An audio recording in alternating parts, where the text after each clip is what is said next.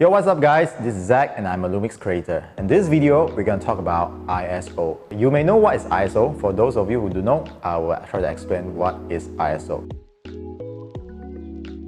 ISO is a digital enhancement of the light collected. It does not add more light in your camera. It amplifies what you have collected. So when you are shooting something, you will tune the shutter speed, you will tune the aperture. If the image is still not bright enough, usually we will touch the ISO. So that is why when we go to higher ISO, we will have noise in our image. Those noise are because of lack of light data. The camera tries to bump up the exposure with a limited amount of light and therefore result in noise. Now you understand what is ISO, I can try to tell you what is a native ISO.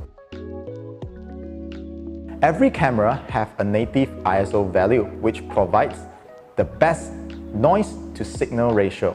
It's like the sweet spot ISO, I would say. Find your native ISO and that value of ISO will result in the best signal to noise ratio. Every camera has its own native ISO.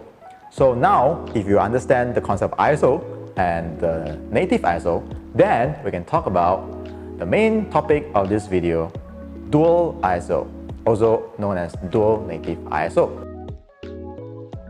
So some camera has two native ISO, like the GH5S. It has a native ISO value of ISO 400 and also ISO 2500.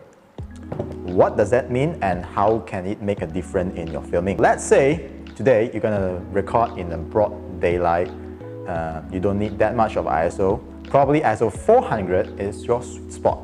And if you're recording in a darker place where you try to bump up to ISO 2000, you will get some noise because it's higher ISO. But if you push further to ISO 2500, it will result in less noise because 2500 is another native value of the sensor. This is the advantage of having a dual native ISO. You can shoot a cleaner video in a low light situation. That is why GH5S has a better low light capability compared to the GH5, mainly because it has two native ISO, which means it has two ISO which give you the sweet spot, the best signal to noise ratio. Some camera like the Lumix S5 have a higher second native ISO, where this can shoot in the first native 400 and the second native will be ISO 4000.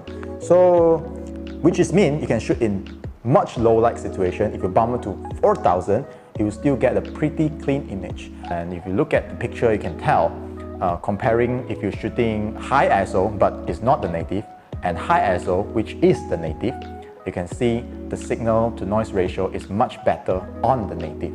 So this is what dual native ISO can bring you. So if you have any questions, you can of course comment below. I'm sure some technical person or me will come and answer your questions. If you want to know more, we also cover more in depth in other video as well. So until then, I'll see you in the next video. Goodbye.